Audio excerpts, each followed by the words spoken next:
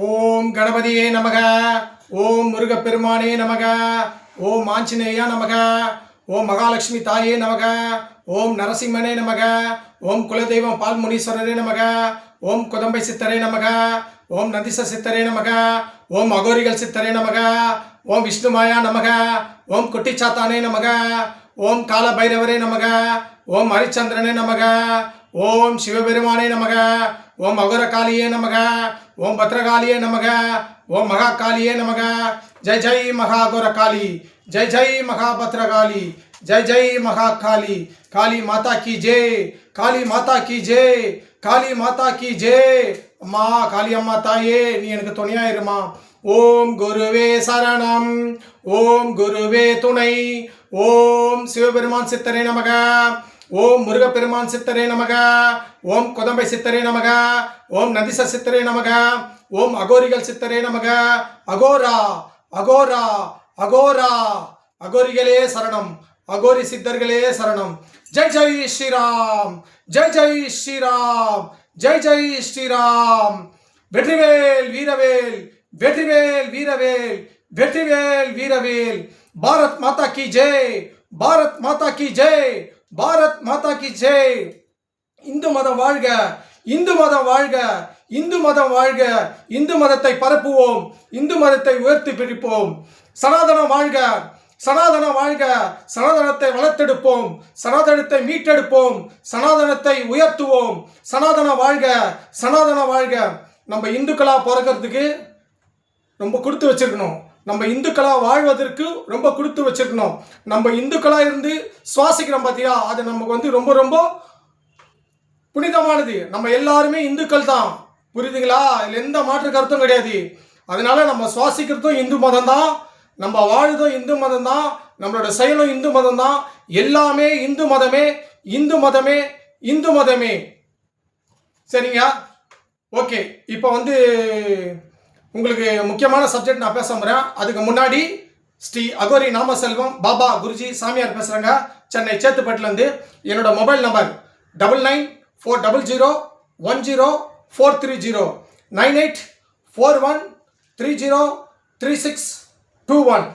9962624066. இது என்னுடைய mobile number. நீங்கள் எப்போ வேணாலும் என்னை கூப்பிடலாம், எப்போ வேணாலும் அழைக்கலாம். ஓகேங்களா? இதுதான் என்னோட மொபைல் நம்பர். சரிங்க, இப்போ நம்ம பேசக்கூடிய விஷயம் ரொம்ப நல்ல விஷயம். அதுக்கு முன்னாடி நம்ம பொது பலனை தான் எப்பவுமே சொல்லுவோம். இந்த வீடியோ பார்க்குற அனைவரும் பெல் பட்டன் அழுத்துங்க, சப்ஸ்கிரைப் பண்ணுங்க, எல்லாருக்கும் ஷேர் பண்ணுங்க, ஷேர் பண்ணுங்க, ஷேர் பண்ணுங்க. ஓகேவா? சரி, இப்போ நம்ம பொது விஷயத்துக்கு வருவோம். ரொம்ப முக்கியமான விஷயம். வீட்டுக்கு வீடு மரக்கன்று நட்டு வைங்க. தண்ணியை சிக்கனம் பண்ணுங்க. மாணவ மாணவிகள் நல்லா படிங்க. போதை பழக்கத்துக்கு யாரும் ஈடாகாதீங்க. போதையிலேருந்து வெளியே வாங்க. பிளாஸ்டிக் பழக்கத்தை விட்டுருங்க. பிளாஸ்டிக் அல்லாத பழக்கத்தை கொண்டு வாங்க. சுற்றுச்சூழலை பாதுகாத்துருங்க. எல்லாரும் இரு சக்கரத்தில் ஓட்டும்போது ஹெல்மெட் அணிங்க. ரொம்ப ரொம்ப முக்கியம். இரு சக்கர வாகனம் ஓட்டும் போது கண்டிப்பாக நீங்கள் ஹெல்மெட் அணியணும். ஹெல்மெட் அணிஞ்சால் தான் நம்ம உயிருக்கு ரொம்ப ரொம்ப ஆபத்து இல்லாமல் நம்ம தவிர்க்கலாம். அதனால் ஹெல்மெட் எல்லாம் அணிங்க. பாதுகாப்பாக இருங்க. உங்களுக்கு ரொம்ப ரொம்ப நல்லது. புரியுதுங்களா? சரி, இப்போ நம்ம என்ன பேச போகிறோன்னா, பொது விஷயத்தை பற்றி பேசிட்டோம். இப்போ ஒரு ஒரு ஒரு முக்கியமான சம்பவம். அந்த சம்பவத்துக்கு நம்ம ஆழ்ந்தலை தெரிவிக்கணும், இரங்கலை தெரிவிக்கணும், ஆழ்ந்த வருத்தத்தையும் தெரிவிக்கணும். இந்த கரூர் மாவட்டத்தில் இறந்துட்டாங்க பார்த்தீங்களா? இந்த விஜய் நம்ம முதலமைச்சர் வரப்போ இறந்தார் பார்த்தீங்களா? முன்னாடி 32 பேர். அவங்க இறந்ததுக்கு மிக மிக வருத்தத்தை என்னோட தெரிவிச்சுக்கிறேன். தமிழ்நாட்டு மக்களும் சேர்ந்து இந்த வருத்தத்தை நாங்கள் தெரிவிச்சுக்கிறோம். ஏன்னா அந்த சாவு வரக்கூடாது. அது இயற்கையாக வந்தது. அதை நம்ம யாரும் குறை சொல்லக்கூடாது. இருந்தாலும் இறந்துட்டாங்க. இறந்தவங்களை பற்றி நம்ம விமர்சனம் பண்ணக்கூடாது. அந்த 32 பேர் இறந்ததுக்காக என் மனமார்ந்த ஆழ்ந்த இரங்கலை தெரிவிச்சுக்கிறேன். இந்த சாமியார் ரொம்ப வருத்தத்தோடு இருக்கிறேன். அது ரொம்ப முக்கியமான விஷயம். அந்த விஷயத்துக்கு நம்ம முதலமைச்சர் அவர்கள் அவங்களுக்கு இறந்தவங்களுக்கு அரசு பணி கொடுத்துருக்காரு. ரொம்ப ரொம்ப நல்ல விஷயங்க. உண்மையிலுமே நான் ரொம்ப பாராட்டுறேன். அரசு பணி அவங்களுக்கு கொடுத்ததுக்கு அந்த குடும்பத்தில், ஏன்னா இறந்துட்டாங்க, அந்த குடும்பத்துக்கு ஆறுதலுக்காக நம்ம இப்போ கூட ஏதாவது ஒரு விபத்தில் ஏற்பட்டால் மத்திய அரசும் நமக்கு பணம் கொடுக்குது, மாநில அரசும் அந்த குடும்பத்துக்கு பணம் கொடுக்குது இல்லை? நிவாரண நிதியா, அது போல இறந்ததுங்களுக்கு அவங்களுக்கு வந்து அந்த குடும்பத்துக்கு ஒரு அரசு வேலை கொடுக்கறது ரொம்ப ரொம்ப பாராட்டக்கூடிய விஷயம். அதை நான் பாராட்டுறேங்க. உண்மையாலுமே சொல்கிறேன், ரொம்ப நல்ல விஷயம். அதை நம்ம விமர்சனம்லாம் பண்ணக்கூடாது. மற்ற அரசியல் விஷயம் வேறு, ஆனால் அந்த குடும்பத்தை நம்ம கொடுத்தது நான் முதலமைச்சரை ரொம்ப பாராட்டுறேங்க. இந்த விஜய் அவர்களை ரொம்ப பாராட்டுறேன். அதுக்கு மேலே ஒரு நல்ல விஷயம் பண்ணியிருக்காரு. இந்த கரூர் மாவட்டத்தில் வந்து அவங்க இறந்தவங்களுக்கு நினைவு சின்னம் நினைவு சின்னமாக நான் ஒன்று அமைக்கிறேன்னு சொல்லியிருக்காரு. அது ரொம்ப ரொம்ப பாராட்டக்கூடிய விஷயம். நல்ல விஷயங்க. நம்ம இதுக்காகலாம் எதுவும் விமர்சனம்லாம் பண்ண வேண்டாங்க. நல்லது நடக்குதா அதை நம்ம வாழ்த்துவோம். ஒரு நல்ல கவர்மெண்ட்டில் அவங்களுக்கு ஒரு இறந்தவங்களுக்கு அவங்க வீட்டில் ஒரு கவர்மெண்ட் வேலை கொடுக்குறது ரொம்ப நல்ல விஷயம். நினைவு சின்னம் அமைக்கிறது ரொம்ப ரொம்ப விஷயம். அதுக்கு மேலே நான் எதுவும் சொல்ல விரும்புகிறேன். என்னுடைய மனமார்ந்த இந்த தமிழக அரசுக்கு என்னுடைய நல்வாழ்த்துக்கள். அதே மாதிரி திருவள்ளூர் மாவட்டத்தில் தொழிற்சாலையில் அமோனியா கசிவால் இறந்துருக்காங்க. 18 பேர் 20 பேர்கிட்ட இறந்துருக்காங்க. ரொம்ப ரொம்ப துக்கமான விஷயம். அவங்களுக்கும் என்னுடைய இரங்கலை நான் தெரிவிச்சுக்கிறேன். தமிழ்நாட்டு மக்களோட சார்பாகவும் நான் இரங்கலை தெரிஞ்சு வச்சுக்கிறேன். இந்த சாமியார் சார்பாகவும் நான் வந்து இரங்கலை தெரிஞ்சு வச்சுருக்கேங்க. அவங்களுக்கு வந்து ஆழ்ந்த இரங்கல். எனக்கு ரொம்ப மன வருத்தோடு தான் சொல்கிறேன். இந்த மாதிரி ஒரு விஷயம்லாம் நடக்கக்கூடாது. ஏன்னா ரொம்ப இறந்தது ரொம்ப சாதாரண விஷயம் இல்லை. அந்த குடும்பத்துக்கு தான் அந்த வழியை பற்றி தெரியும். அதனால் என்னுடைய வருத்தத்தை தெரிவிச்சுக்கிறேங்க. இப்போ வந்து அதே போல் இப்போது இந்த வாரத்திலேயே வந்து ரொம்ப ரொம்ப முக்கியமான ஒரு விஷயமும் நடந்திருக்கு. பாடகி ஜானகி அம்மா இறந்துருக்காங்க. ரொம்ப மிகப்பெரிய பாடகி. நம்ம தமிழ் உலகத்திலேயும் மிகப்பெரிய பாடலாம் பாடியிருக்காங்க. எல்லா மொழியிலும் பாடல் பாடியிருக்காங்க. அவங்க வந்து இறந்தது வந்து மிகப்பெரிய ஒரு துக்கம். நமக்கெல்லாம் நல்ல ஒரு பாடலாக இருந்தாங்க. நல்ல பாடல், மிகப்பெரிய பாடல்லாம் பாடி நமக்கு மகிழ்ச்சிருக்காங்க. எப்படி எஸ்பி சுப்பிரமணியம் நல்ல பாடல்கள் பாடினாரோ அதே மாதிரி ஜானகி அம்மான்றது மிகப்பெரிய, அவங்க எம்ஜிஆர் பெரிய பெரிய ஆளு, சிவாஜி எல்லாரையும் பார்த்து வந்தவங்க. 3-4 தலைமுறையை பார்த்து வந்திருக்காங்க. அவ்வளோ வந்து ஒரு பாடகர்லாம் வந்து நம்ம கிடைச்சதெல்லாம் ரொம்ப நம்ம செஞ்ச பாக்கியம். ஆனால் இறந்தது அதை விட ஒரு துரதிருஷ்டமானது. அவங்களெல்லாம் நம்ம இழக்கவே கூடாது. ஆனால் என்ன பண்ணுறது, கடவுள் என்னைக்கு இருந்தாலும் ஒரு நாள் நான் கூட்டிகிட்டு போய் தானே ஆகணும். ஆனால் இருந்தாலும் அவங்க இறந்ததுக்காக என்னுடைய தமிழக சார்பில், தமிழக மக்கள் சார்பில் அவங்களுக்கு ஒரு இரங்கல் தெரிவிக்கிறேன். அதே போல் இந்த சாமியாரும் அந்த ஜானகி அம்மா இறந்ததுக்கு அவங்க குடும்பத்தாருக்கு நான் இரங்கலை தெரிவிக்கிறேங்க. இதுதாங்க வந்து ஒரு விஷயம். இப்போ அடுத்த விஷயமா ஒரு சின்ன ஒரு பாடல் பாடிக்கலாம். இந்த பாடல் ரொம்ப முக்கியமான பாடல், நீங்கள் கேளுங்க. பரமசிவன் கழுத்தில் இருந்து பாம்பு கேட்டது, கருடா சௌக்கியமா? யாரும் இருக்கும் இடத்தில் இருந்து கொண்டால் எல்லாம் சௌக்கியமே, கருடன் சொன்னது அதில் அர்த்தம் உள்ளது. பரமசிவன் கழுத்தில் இருந்து பாம்பு கேட்டது, கருடா சௌக்கியமா? யாரும் இருக்கும் இடத்தில் இருந்து கொண்டால் எல்லாம் சௌக்கியமே, கருடன் சொன்னது அதில் அர்த்தம் உள்ளது. எவ்வளோ ஒரு அர்த்தமான பாட்டு பாருங்க. புரியுதுங்களா? வாழ்க்கையில எதுவுமே கிடையாது, எல்லாம் மாயை. புரியுதுங்களா? நம்ம எல்லாமே நடிச்சுட்டு தான் இருக்கோம். வாழ்க்கையில ஒன்றுமே கிடையாது. வாழ்க்கையில எது நடந்தாலும் கவலைப்படாதீங்க. நம்ம யாரும் கூட்டு போகிறதும் இல்லை, நம்மளை யாரும் சேர்க்க போகிறதும் கிடையாது. புரியுதுங்களா? எல்லாமே மாயை. எல்லாம் ஒரு நாள் இறக்கத்தான் போகிறோம், மண்ணுக்கு போகத்தான் போகிறோம். எல்லாம் கதம் கதம் கதம் கதம். இதுதான் கதம் கதம் தான், மாயை தான். இதுதான், வேற ஒன்றுமே கிடையாது. இந்த உலகத்தில் எல்லாமே மாயே மாயே மாயே. இதை நல்லா புரிஞ்சுங்க. சரி, இப்போ வந்து நம்ம பொது சப்ஜெக்ட்லாம் சொல்லிட்டு வந்துட்டோம். முக்கியமான ஒரு விஷயம், ஆன்மீக சப்ஜெக்ட் வருவோம். ரொம்ப ரொம்ப முக்கியமான விஷயம். நிறைய பேருக்கு இது தெரிஞ்சிருக்கலாம், சில பேருக்கு தெரியாமல் இருக்கலாம். தெரிஞ்சாலும் சரி, தெரியாமல் இருந்தாலும் சரி, இந்த சாமியார் சொல்கிறது தான் உண்மை, இந்த பாபா சொல்கிறது தான் உண்மை, இந்த அண்ணன் சொல்கிறது தான் உண்மை, இந்த தம்பி சொல்கிறது தான் உண்மை. இதை நீங்கள் முதல்ல நல்லா புரிஞ்சுங்க. நான் எப்பவுமே நல்லது தான் சொல்லுவேன், யாருக்கும் கெடுதல் சொல்ல மாட்டேன், நல்லதை சொல்லுவேன். இந்த சாமியார் சொல்கிறத கேளுங்க, இந்த பாபா சொல்கிறத கேளுங்க, இந்த அண்ணன் சொல்கிறத கேளுங்க, தம்பி சொல்கிறத கேளுங்க. ஓகே சாமி, சொல்லுங்கள் சாமி அப்படின்னு நீங்கள் நினைக்கலாம். ஓகேவா? இது பார்த்தீங்களா, கரண்டி. புரியுதுங்களா? இது நம்ம சமையல் யூஸ் பண்ணுற கரண்டி. ஒவ்வொரு வீடியோவிலும் ஒவ்வொரு வித்தியாசமான ஒரு பொருள் என்கிட்ட இருக்கும். அதை நீங்கள் நல்லா கவனிக்கலாம். ஏன்னா எல்லாமே கொண்டு வரணும். புரியுதா? நம்ம பார்க்குற வீடியோ வந்தாலும் எந்த பொருளும் சரி, இது இல்லைன்னா நம்மளால் எதுவுமே செய்ய முடியாது. ஒரு சமையல் செய்யணும்னா எல்லாத்துக்குமே இந்த கரண்டி தான் யூஸ் பண்ணுறாங்க. அதனால நம்ம எல்லா வீடியோவிலும் ஒவ்வொரு பொருளை வச்சு யூஸ் பண்ணுவோம். அதனால நீங்கள் இதை நல்லா பாருங்கள், நல்லா கவனிங்க. சரி, இப்போ வந்து ரொம்ப முக்கியமான விஷயம், இறந்தவங்க இருக்காங்களே, இறந்துட்டாங்களே, அது அகால மரணம் அடைஞ்சாலும் சரி, இல்லை அவங்களுக்கு கரெக்டாக அந்த வயசுக்கு வந்து அவங்கள வந்து கடவுளே வந்து இயற்கையாக மரணம் அடைகிறாலும் சரி, 2 வகையில் இருக்குது. அகால மரணம் ஒன்று, இயற்கையாக மரணம் ஒன்று, புரியுதுங்களா? இந்த 2 மரணம் தான் நமக்கு நிகழும். அந்த நிகழ்ந்த உடனே அவங்களுடைய படத்தை வீட்டில் வச்சு வணங்கலாமா இல்லையா, வணங்கக்கூடாதா வணங்கலாமா, இதுதான் சப்ஜெக்ட். நிறைய பேர் வீட்டில் படத்தை வச்சு வணங்குறாங்க, புரியுதுங்களா? வீட்டில் தனியாக வச்சு அவங்களுக்கு விளக்கேற்றி படம் வணங்குறாங்க. இல்லையா சாமி ரூம்லேயே வச்சு இறந்தவங்கள வணங்குறாங்க. ஒரு சில பேர் வீட்டில் இறந்தவங்களோட படத்தை வைக்கிறது இல்லை, புரியுதுங்களா? அதுக்கு தான் இந்த சப்ஜெக்ட் சொல்கிறேன். இறந்தவங்களோட படத்தை வைக்கலாமா வேணாமா, வணங்கலாமா வேணாமா, இதுதான் முக்கியமான சப்ஜெக்ட். எனக்கு தெரிஞ்ச உண்மையை நான் சொல்கிறேன், புரியுதுங்களா? எனக்கு கற்றுக் கொடுத்த என் குருநாதர் சொல்லி கற்றுக் கொடுத்ததை நான் சொல்கிறேன். எனக்கு நடந்த அனுபவத்தை நான் உங்களுக்கு சொல்கிறேன், அதை நீங்கள் கேளுங்க. இப்போ இறந்தவங்களோட படத்தை நம்ம சொல்கிறாங்களே, சில பேர்லாம் வைக்கக்கூடாது, ஒரு சில பேர் சொல்கிறாங்க வணங்கலாம் சொல்கிறாங்க. ஆனால் நான் சொல்கிறேன், உண்மையிலுமே சொல்கிறேன், அது அகலம் மரணம் அடைஞ்சாலும் சரி, பாதியில் மரணம் வந்தாலும் சரி, இல்லை அவங்களுக்கு ஆயுள் காலம் முடிஞ்சு அவங்க வந்து இறந்தாலும் சரி, எப்படி இறந்தாலும் சரி, என்னுடைய கருத்து பிரகாரம் நான் சொல்கிறத கேளுங்க. வீட்டில் படத்தை வச்சு கண்டிப்பாக சொல்கிறேன் வணங்கலாம். இதில் எந்த மாற்று கருத்தும் இல்லை, புரியுதுங்களா? நம்ம இறந்தவொடனே என்ன பண்ணுறோம், வீட்டாண்ட வச்சு சாவெல்லாம் எடுத்து சடங்குலாம் பண்ணி நேராக அது நல்ல ஆடல் பாடலோட நம்ம கொண்டு போகிறோம். அதையும் நம்ம வணங்கிட்டு தானே எடுத்துன்னு போகிறோம். அதே மாதிரி 3ஆம் நாள் சுடுகாட்டில் போயிட்டு பால் ஊற்றி அவங்களுக்கு எல்லா சடங்கும் பண்ணுறோம். அப்பயும் அவங்கள நம்ம வணங்குறோம்ல. அதுக்கப்புறம் வீட்டுக்கு வந்து தரோம். 16 நாள் காரியம் வந்தோடனே அவங்களுக்கு 13 நாள் 14 திரி மாறும். அதுக்கேற்ற மாதிரி அவங்க காரியம் பண்ணும் போதும் அப்பவும் நம்ம வந்து அவங்கள வணங்குறோம், இறந்தவங்கள. அதுக்கப்புறம் ஓராண்டுக்கு அப்புறம் நம்ம அவங்கள ஓராண்டு நினைவு சின்னவன் சொல்லி அவங்கள நம்மளுக்கு வந்து ஒரு ஏதோ பாடல் போட்டோ இல்லை ஏதோ ஒரு ஏழைகளுக்கு ஹெல்ப் பண்ணியோ சாப்பாடு போட்டு நம்மளை வந்து அவங்களுக்கு வந்து வணங்குறோம்.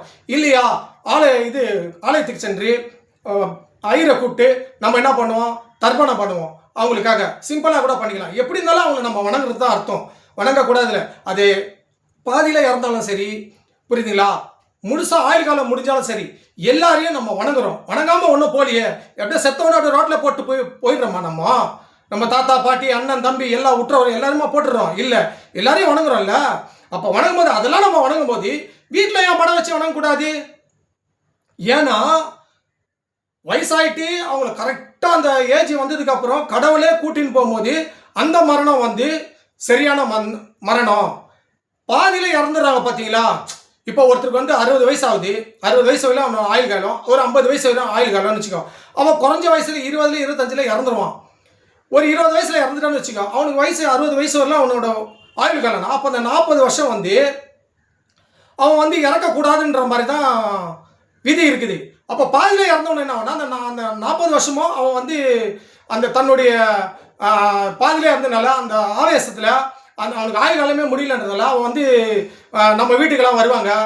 அவங்க அந்த அந்த அந்த ஆயுள் காலம் முடியலன்னும் போது அவங்களோட ஆத்மா இங்கே இருக்கும், புரியுதுங்களா? அவங்க அந்த ஆத்மா இருக்கும் போது அப்போ அவங்க வந்து சில வேலைகள்லாம் செய்வாங்க அப்படின்னும் போது எல்லாருமே சொல்கிறாங்க. அதுவும் உண்மைதான், நம்ம எல்லாரும் சொல்கிறது இல்லை, அது உண்மைதான், நம்ம இல்லைன்னு மறுக்கலை. ஆனால் எப்படி இருந்தாலும் அவங்க உங்களுடைய குடும்பத்தில் ஒருத்தர் தானே, புரியுதா? 20 வயசு பையன் செத்தாலும் சரி, 15 வயசு பையன் செத்தாலும் சரி, இதில் எல்லா வயசும் முடிஞ்சு 80 வயசுல 70 வயசு செத்தா எல்லாமே அவங்க குடும்பத்துக்கு உள்ளவங்க தானே, யாரும் மறுக்க முடியாதுல்ல. அப்போ பெரியவங்க படத்தெல்லாம் வச்சு வணங்கும் போது இந்த பாதியில் வந்து அவங்கள அகல மரம் அஞ்சு இல்லை ஏதோ வயசில் ஒரு ஒரு ஒரு ஒரு பிரச்சனை வந்து அவங்க இறக்கும் போது அப்போ அவங்க படத்தை வச்சு ஏன் வணங்கக்கூடாது? அப்படிலாம் எதுவும் கிடையாதுங்க. எல்லார் படத்தை வச்சு நம்ம வணங்கலாம், புரியுதா? ஒரு சில படத்தை வந்து வச்சு வளர்னா அவங்க வந்து வீட்டில் வந்து டேஸ்ட்டாக பண்ணுவாங்க, வீட்டில் வந்து தொல்லை கொடுப்பாங்க. அந்த படத்தை வச்சு வணங்குறதுனால அவன் வந்து அகலம் அரைஞ்சிட்டான், அவன் வந்து பாதியில் போயிட்டான், அவன் வந்து குடும்பத்தை அழிச்சிடுவான், அவன் எல்லாரையும் வாழ வைக்க மாட்டான், கல்யாணம் பண்ண விட மாட்டான், அவன் குடும்பத்தை சின்ன பின்ன ஆக்கிடுவான். இல்லை போகும்போது அவன் இறந்தவன கொஞ்சம் ஒரு பேர் தான் அவன் சுடுகாட்டுக்கு அவன் இருக்கிற இடத்துக்கு கூட்டிகிட்டு போயிடுவான், இப்படிலாம் சொல்கிறாங்க, புரியுதுங்களா? ஆனால் எப்படி இருந்தாலும் சரி, அவங்களுக்கு அவன் இறந்தவங்க துக்கத்தை கொடுத்தாலும் சரி, அவங்க வந்து கஷ்டத்தை கொடுத்தாலும் சரி, இல்லை கஷ்டத்தை கொடுக்காத அவங்கள வாழ வச்சாலும் சரி, அவங்க குடும்பத்தில் தான் நடக்க போகுது. நான் சொல்றது உங்களுக்கு புரியுதா? அந்த குடும்பத்தில் நீங்க சொல்ற மாதிரி எல்லா இதுவும் இருந்தா கூட அது அவங்களுக்கு குடும்பத்தில் உள்ளதுதான். அதாவது காக்கைக்கு தன் குஞ்சு பொன் குஞ்சு, அதை முதல்ல நல்லா புரிஞ்சுக்கோ. காக்கைக்கு தன் குஞ்சு பொன் குஞ்சு, அந்த மாதிரி தான் நம்ம வீட்டில் இறந்துட்டாங்கன்னா நம்ம வீட்டில் எது நடந்தாலும் அது நம்மளுக்கு உரியரே, புரியுதா? நம்மளுக்கு வந்து சொந்தமானது, நம்மளுக்கு வந்து அது நமக்கு தான் அது எல்லாமே, புரியுதுங்களா? அதனால வந்து இறந்தவங்களெல்லாம் கும்பிடக்கூடாது, இவங்க படத்தை வைக்கக்கூடாது அப்படிலாம் எதுவுமே கிடையாது. இதெல்லாம் வந்து நீங்க எதுவுமே நம்பாதீங்க. எல்லா படத்தையும் வைக்கலாம், வச்சு வணங்கலாம், புரியுதுங்களா? அவங்க வந்து உங்களை வந்து ரொம்ப குடும்பத்திலலாம் ரொம்ப பிரச்சனைலாம் எதுவும் பண்ண மாட்டாங்க, புரியுதுங்களா? அது எதுவாக இருந்தாலும் சரி, ஏற்றுக்கிறது தான் நம்மளுடைய பக்குவம். அதை நல்லா புரிஞ்சுங்க. அதனால இறந்தவங்க படத்தை நம்ம வந்து தாராளமாக வீட்டில் வச்சு வணங்கலாம், பூஜை ரூம்லேயே வச்சு வணங்கலாம். இல்லையா பூஜை ரூம் இல்லையா, அவங்களுக்குன்னு தனியாக ஒரு ஒரு செல்ஃப் மாதிரி வச்சு அவங்கள நீங்கள் வணங்கலாம். அதனால இறந்தவங்க படத்தை வச்சு வணங்கக்கூடாதுன்றதெல்லாம் வந்து என்ன பொறுத்தவரை அது ஒரு உண்மையாலுமே வந்து ஒரு பொய்யான தகவல். எல்லார் படத்தையும் வச்சு எல்லாரும் இறந்தவங்களுடைய படம் வச்சு வணங்கலாம். அது பாதியில் இறந்தாலும் சரி, இல்லை முழுசாக ஆயுள் காலம் முடிஞ்சாலும் சரி, கண்டிப்பாக எல்லாரோட படத்தை வச்சு வீட்டில் கண்டிப்பாக வணங்கலாம். அதில் எந்த மாற்று கருத்தும் வரவே வராது, புரியுதுங்களா? எல்லாத்தையும் நம்ம வணங்கும் போது அதையும் நம்ம வணங்கணுங்க. ஏன்னா அவங்க நம்ம இறந்துட்டாங்க. இப்போ நம்ம ஒரு உதாரணத்துக்கு சொல்றதுல குலதெய்வம்னு எதுக்கு நம்ம சொல்றோம்? குலதெய்வம்னா என்ன? குலதெய்வத்தை நம்ம எது குறிப்பிட சொல்றோம்? நம்ம வாழடி வாழ நம்ம தாத்தா, நம்ம பாட்டி, அதுக்கு தாத்தா பாட்டி, அதுக்கு தாத்தா நம்ம அப்பா, நம்ம அந்த வகையில் வருது தான் குலதெய்வம். அந்த வாழடி வாழையா வருது தான் குலதெய்வம். அவங்க வணங்கின தெய்வத்தை தான் நம்ம குலதெய்வம் சொல்றாங்க, புரியுதா? நீ இப்போ அந்த மாதிரி அவங்கள நீங்க வணங்கும் போது என்ன பண்ணுகிட்டே, அந்த குலதெய்வமே உங்க வீட்டில் இருக்கிற மாதிரி. பெரியவங்களை நீங்கள் எவ்வளோ வணங்குறீங்களோ, இல்லை வீட்டில் இருக்கிற சின்ன பசங்களை யாரை வணங்கினாலும் சரி, அது குலதெய்வத்துக்கு உட்பட்டது தான். இறந்தவங்க யாருன்னு கேட்டால் குலதெய்வம் தான். இறந்தவங்களை நீங்கள் யாரை வச்சு படத்தை வச்சு வணங்கினாலும் அது குலதெய்வத்துக்கு உட்பட்டது தான். அது எந்த மாற்று கருத்தும் கிடையாது. குலதெய்வம் கண்டிப்பாக உங்கள் வீட்டில் குடியிருக்கும், உங்கள் வீட்டுக்கு நன்மை செய்யும், புரியுதா? நீங்கள் அதுக்காக வந்து இறந்தவங்க வந்து அப்படி பண்ணிடுவாங்க, இப்படி பண்ணிடுவாங்க, அவங்க வந்து ரொம்ப தொல்லை கொடுப்பாங்க, அதெல்லாம் எதுவுமே நினைக்காதீங்க, புரியுதா? அவங்க எது நினைச்சாலும் சரி, எது பண்ணாலும் சரி, அது நம்ம புள்ள, நம்ம குழந்தை, நம்ம பெண் குழந்தை, நம்ம ஆண் குழந்தை, நம்ம தாத்தா, நம்ம பாட்டி, புரியுதுங்களா? நம்ம அப்பா, நம்ம அம்மா, நம்ம அப்படிதான் நினைக்கணும். அவங்க இறந்துட்டா அவங்கள வணங்கக்கூடாதுன்னு நம்ம நினைக்கக்கூடாது. அவங்கள தூக்கி போட்டுருணுமா நம்ம? அப்படிலாம் நினைக்கக்கூடாது. நீங்கள் அப்படி போட்டிங்கன்னா குலதெய்வத்தை நீங்கள் தூக்கி வெளில போடுற மாதிரி. இறந்தவங்களை வணங்கினாலே அது குலதெய்வம் தான், புரியுதா? எப்படி காக்கா வந்து நம்ம சோறு வைக்கிறேன்னு கேட்டால் காக்கான்றது குலதெய்வத்துக்கு உட்பட்டது, புரியுதுங்களா? குலதெய்வத்துக்கும் இந்த காக்காய்களுக்கும் தொடர்பு நிறைய உண்டு, புரியுதுங்களா? அது நிறைய பேருக்கு தெரியும். ஆகையால குலதெய்வத்தை நம்ம வணங்கணும்னா கண்டிப்பாக இறந்தவங்களை வணங்கணும். அந்த இறந்தவங்க யாருன்னா நீங்கள் 2 வகையாக பிரிக்கிறீங்க. அந்த 2 வகையெல்லாம் பிரிக்க தேவையே இல்லை. யாராக இருந்தாலும் சரி, ஆயுள் காலம் முடிஞ்சவங்களும் நீங்கள் படத்தை வச்சு வணங்கலாம், ஆயுள் காலம் முடியாதவங்களையும் அவங்க படத்தை வச்சு நீங்கள் கண்டிப்பாக வணங்கலாம், வணங்கலாம், வணங்கலாம். அது எந்த மாற்று கருத்தும் இல்லை. நிறைய பேர் ஆயுள் காலம் முடிஞ்சிச்சுல்ல, நம்ம பிள்ளைங்க சின்ன வயசுல இறந்துடுறாங்களே, அவங்க நிறைய பேர் அந்த குடும்பத்தில் காத்து இருக்காங்கங்க. அந்த குடும்பத்தில் அவங்க வந்து ஒரு தெய்வமா இருந்திருக்கிறாங்க. அந்த குடும்பத்துக்கு எந்த பிரச்சனை வந்தாலும் அவங்கள வந்து அவங்க பாதுகாக்கிறாங்க. அது சொப்பனத்தில் வந்து நம்மளை பாதுகாக்கிறாங்க, சொப்பனம் மூலியமா தெரிய வச்சு பாதுகாக்கிறாங்களா, இல்லை நேரு மூலியமா வந்து ஏதாவது ஒரு தடையில் ஏற்பட்டு பாதுகாக்கிறாங்க. நிறைய வண்டியில பாருங்க, வாகனத்தில் இறந்துட்டாங்கன்னா அவங்க அப்பா அம்மாலாம் போடுவாங்க. அந்த குழந்தைங்க படத்தெல்லாம் இறந்துட்டாங்கன்னா அந்த படத்தெல்லாம் வண்டியிலலாம் ஸ்டிக்கர் ஒட்டி போடுவாங்க. நான் நிறைய வண்டியிலலாம் பார்த்துருக்கேன். எதுக்கு போடுறாங்க? நமக்கு ஒரு பாதுகாப்பாக நம்ம குழந்தை இருக்கணும், நம்ம இறந்துட்ட நம்ம புள்ள இருக்கணும், நம்ம தாத்தா பாட்டி இருக்கணும், நம்ம அப்பா அம்மா இருக்கணும்னு சொல்லி தானே நம்ம போடுறோம், புரியுதுங்களா? அவங்க எல்லாருமே நமக்கு துணையா இருப்பாங்க. அதுதான் குலதெய்வம்னு சொல்றேன் நான். நம்ம எதையும் ஒதுக்கி தள்ளிடக்கூடாது. நம்ம இறந்தவங்களோட வீட்டில் இருக்கிற படத்தை நம்ம எப்படி சாமியை வச்சு வணங்குறோமோ அதே போல சாமி முன்னாடியே இறந்தவங்க படத்தை வச்சு வணங்கலாம். அப்படி சாமி படத்தில் முடியாது பக்கத்தில் எங்கன்னா வச்சுக்கோங்க, சாமி படத்தை பக்கத்துலேயே வச்சுக்கோங்க, ஒப்பிட்டு கண்டிப்பாக வணங்கலாங்க. எந்த மாற்று கருத்தும் கிடையாது. நிறைய பேர் என்கிட்ட கேட்டிருக்காங்க, சாமி இந்த மாதிரி வந்து நிறைய பேர் வீட்டில் போகும்போது கேட்டிருக்காங்க, என்னை ரோட்டில் போகும்போது கேட்டிருக்காங்க, என்னை ஃபோன் பண்ணி கூட கேட்டிருக்காங்க, சாமி இறந்துட்டாங்க, என் பையன் ஆக்சிடென்ட்டில் இறந்துட்டான், இந்த மாதிரி நோய் வழிபட்டு இறந்துட்டான், அவன் படத்தெல்லாம் வைக்கலாமான்னு. வைங்க ஏங்க, அவன் உங்களை நீங்கள் அவங்கள கும்பிட்டு போங்க, உங்களுக்கு எல்லாமே நன்மை நடக்கும். உங்கள் கூடவே அவங்க வருவாங்கங்க. நீங்கள் எங்கே போனாலும் உங்கள் கூடவே வருவாங்க. உங்கள் கூட வந்து உங்கள் குடும்பத்தையும் அவங்க காப்பாற்றுவாங்க. இறந்துட்டா அவங்க வந்து தீய சக்தி நம்ம நினைக்கக்கூடாது. புரியுதா? அவங்களும் வந்து தெய்வம் தான். அவங்கள நம்ம வணங்கினா எல்லா நன்மையும் நடக்கும். எத்தனை குடும்பத்தில் இறந்தவங்க தான் காத்து நிற்கிறாங்க. இறந்தவங்க தான் எப்படி சாமி நமக்கு துணையாக இருக்குதோ அதே மாதிரி இறந்தவங்களும் நமக்கு கூட துணையாக இருக்கிறாங்க. இது என்னுடைய அனுபவம். என்னோட அனுபவத்தை நான் சொல்கிறேன் கேளுங்க. எனக்கு எவ்வளோ முறை சொப்பனத்தில் மிகப்பெரிய கனவுலாம் வந்திருக்கு. அப்படியே என்னை சொப்பனத்திலே ஒரு மாதிரி அச்சுறுத்தல்லாம் வந்திருக்கு. அப்படி இருக்கும் போதெல்லாம் நான் இறந்தது போது எங்கள் தாத்தா, எங்கள் பாட்டி, எங்கள் பெரியம்மாலாம் என்னை வந்து இந்த சொப்பனத்தில் கூட என்னை காப்பாற்றிருக்காரு. சொப்பனமாக இருந்தாலும் அந்த ரூபத்திலே வந்து என்னை காப்பாற்றுறாங்க.